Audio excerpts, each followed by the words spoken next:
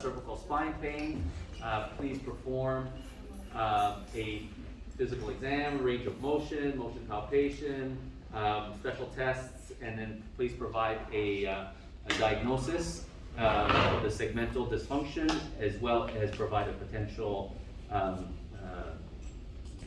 manipulation that will correct this. Okay, so you pull that card, it says cervical spine pain. So first thing, doc's gonna do cervical range of motion. Flex one, all the way back. Rotate the right. So as the patient turns to the right, the patient says, ouch. Okay, so now the doctor has to keep a mental note. I don't care if you write it down on a scrap piece of paper or whatever. Okay, so pain on the right, and then he does left rotation, everything's fine, lateral flexion, normal, normal. Okay?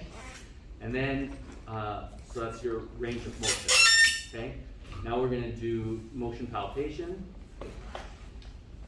Just gonna palpate segment by segment. He's gonna say, now I'm palpating I want you to verbalize it, okay? Dr. Adrian's bad, he's not verbalizing. He's palpating The mastoid process, C2 facet, there was C1, C2, C3, working my way down on the right side. Maybe the patient says, ouch on the right The side. patient says, ouch on the right side At at C4 level. C67, Okay, so 67. okay? I'm the instructor, because I have the thing, right? Transverse process on the left side, working down from mastoid all the way down. So keep a mental note, C6, C7 level, and then also right rotation, okay? So now he does special tests. So he might want to do compression or, yeah. So he does compression, patient says, ouch, now I have numbness and tingling down my right side through the distribution of his thumb and his index finger. Okay? Now we do And muscle so, testing. Yeah, now it's gonna do muscle testing. I want you to verbalize this to the instructor as well. Checking level side to side. C6, C7. Okay, and all that's, Fingers. let's say all that's fine, negative. Boom, boom. And check Okay. reflexes. Boom. Reflexes, Boom. okay. I want you to do it actually properly though, on the exam. Jeez. Hard to find good help, right? Okay, yeah, so proper, make sure you're doing it bilateral, because you're not gonna get full marks if you're not gonna do it bilateral, okay?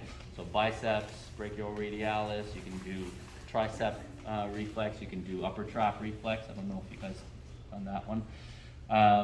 And then the diagnosis, doc, what's the diagnosis? Sensation, too. Oh, Said yeah, sensation. yeah, sensation, we forgot sensation. We said might be. So now he has dysthesia right at his lateral thumb and index, lateral aspect of his index finger. Yeah, okay? So then I would say what my diagnosis is. Yeah, So it's so- right rotation restriction at the C, you said 6, 7 level. 6, 7 level, With, and then that's consistent with his physical finding, right? So essentially what I'm gonna do is I'm gonna try to paint a picture for you, and then for you to pick different colors and then figure out how, how it kind of makes sense, okay? So then we'll have a patient on his back for me.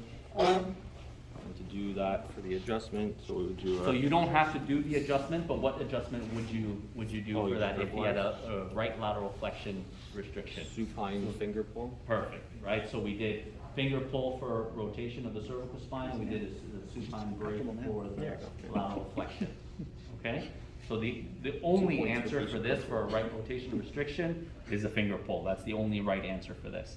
You can argue with me that you could do a combo move and all that stuff, but that's not what we learned. So, so that's what we're gonna do.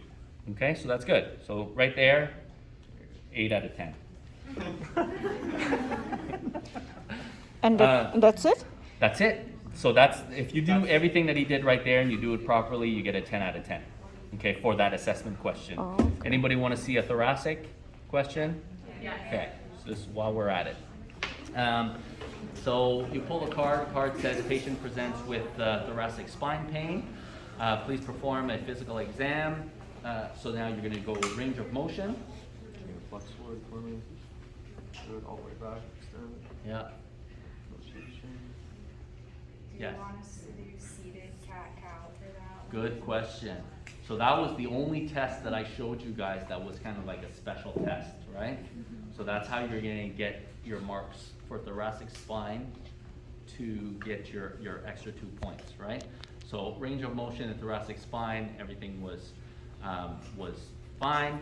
And then we did motion palpation, so you're gonna go segment by segment, but I want you to landmark, right? So landmark AC joint. AC goes to T2, count up T1, then count back down, right? So that's how you're gonna let the instructor know that you know how to landmark. Okay? And patient says ouch at when you're palpating T6, T7. I'm really into 6 and 7. Okay? So the patient says ouch when you're palpating T6. Okay? So now you can also challenge motion palpation by having the patient lay down face down. Face down for me. I would do CAC camel, then have him face down. So, okay, and then you're gonna palpate, get the inferior border of the scapula to figure out where T7 is. Yeah, and then palpate and challenge in left rotation, right rotation, okay?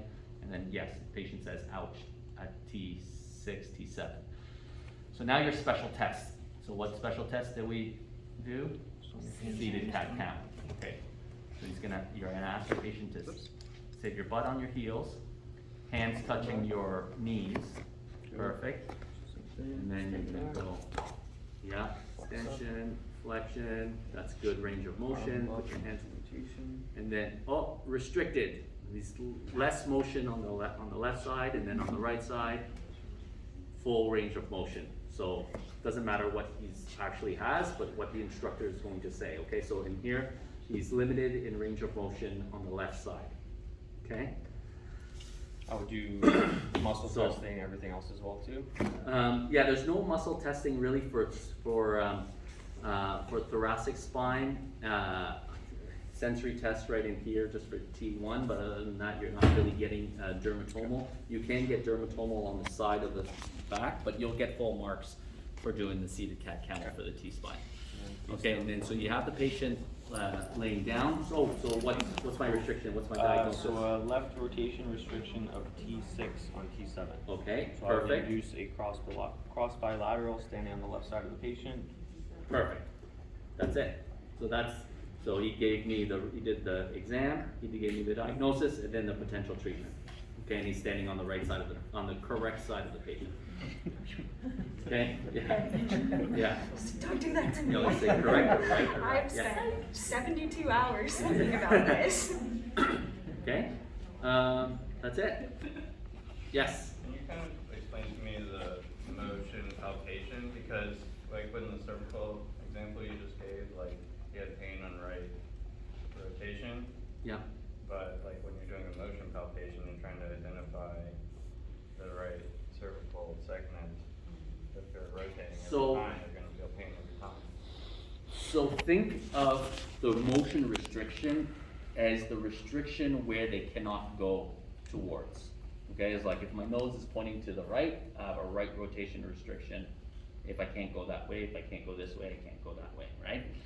In terms of the motion palpation, what you're trying to identify is you're narrowing in on which level it is, and also which side is more swollen, because I can have a right rotating, docs, you guys can attest to this, that you can have a patient with a right rotation restriction, but the restriction can be on the right side, or it can be on the left side, facet, right? So that's a trick, just because you have facets on both sides, right?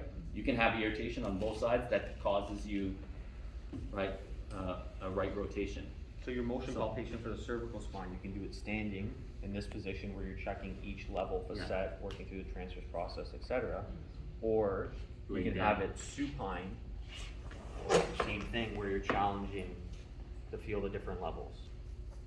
And you're looking for swollen joint capsule, Yeah. any restrictions, any time the patient says, "Oh yeah, that's a little tender, So that's the sensitive." key word is challenge, right? So when you're challenging, you're pushing on both sides, on the right side and the left side. They say, oh, that's painful on my right side, then that capsule on that right side is symptomatic. But it can be, and then you're gonna challenge take, that's the motion palpation part, because then you're gonna take the patient's head in right rotation, left rotation, lateral flexion, and then you're gonna see which direction they're more Whereas restricted in in. thoracic spine, you can somewhat do it seated, but it's probably a lot better and easier to do it face down, so then you get. I like it face down better, yeah. And that's where you can cross-challenge each level, each spinous process, maybe do a global compression at each level, and that's your motion palpation to see if there's any restrictions or any issues in the thoracic spine. Mobilizing the spine, not so much like making them like move their head around. Correct, yeah. You know, even though that's the easiest way to do cervical spine, but Yeah. you're trying to mobilize that. Yeah, I mean, depending on the direction, so for example, Doc is not moving at all, but if he's challenging the spinous process by pushing it this way or this way, you are effectively putting in rotation of that segment, right? So you can push it. So you're saying you're choosing the level of adjustment too, based on a restriction rather than based on the side of pain. Correct, because it's not always textbook, the pain is not always associated with the side that you're restricted in. Yeah, two completely different. A great example for that is SI joint. Like very, very commonly in practice, you'll have, for example, a right SI joint that's very painful, PSIS along the joint line, and it'll be the left side that is restricted and not Yes. working well. Very, very common with Common. SIs for it to be the contralateral side that's problematic from where the symptoms are felt. Yeah, okay, so that's, T-spine.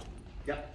Are we doing passive and resisted ranges of motion or just? I'm gonna say the same thing that I said in the lecture. You do what you need to do to get the pertinent information that you need to get, right? So it's like, yes, to get full marks, I would do all of them, right? But like if you're running out of time and then you're getting your information based on just doing active, let's say, then that's enough, yeah. Okay, yes? So just to confirm, so what you just did with the whole assessment, you do that for every single card you pulled? So this is just the assessment card, the assessment pile. So remember we had minute piles, 4 minute piles, and then 1 assessment pile. So out of the assessment pile, you're gonna have to pull one of them. You're either gonna get cervical, thoracic, or lumbar. Okay. For the technique ones, for the manipulation ones, there are 4 piles. You're gonna pull 3 cards out of those 4. You're either gonna pull a cervical, thoracic, a lumbar, or a junction. Okay? Oh no. Alright, Pictionary. It's a house, apartment buildings, cars, traffic jam. Is the assessment, right, so Okay. assess with the full amount, And then Yeah. you have 3 out of the 4 for the adjustments that you're going from. Okay. maybe cervical thrust, lumbar, or junction.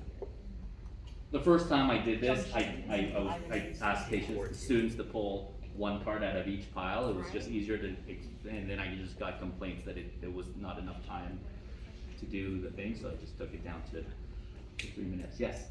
Are we aware of which file is cervical, thoracic, lumbar, and junction, or is it like just like blank? No. Like we don't get to know which one's which? No. You don't get to choose, You I don't don't- like the lumbar spine, so no, I'm not. Yeah. Just know that all the lumbar spine will be in this file, all the thoracic spine will be in this But I file. You don't just know won't know which one, And so we'll it's like. switch it between each of you. Yes, For the assessment one, yes. is there gonna be like the pain is at like C7, T1, and then or are you not gonna do like a pain at a junction, cause then like do you do the cervical or the thoracic? Good question. For the assessment, it's just gonna be cervical, thoracic, lumbar. I'm not trying to trick you guys on these things, right? Like, I'm not trying to make it hard. I'm not trying to like throw like curveballs. Like, I want you to be able to see and know quickly right away, like what is a true textbook dysfunction. Like that, when you guys go out to clinic, when abnormal things kind of pop up, then you can kind of pay attention to those a little bit more. Yeah, I'm not literally, I'm giving you the questions. I'm not trying to trick you guys for this one. Yeah. Not for this one. Not for this one, the next one, for the final. Okay, that's it. Did we do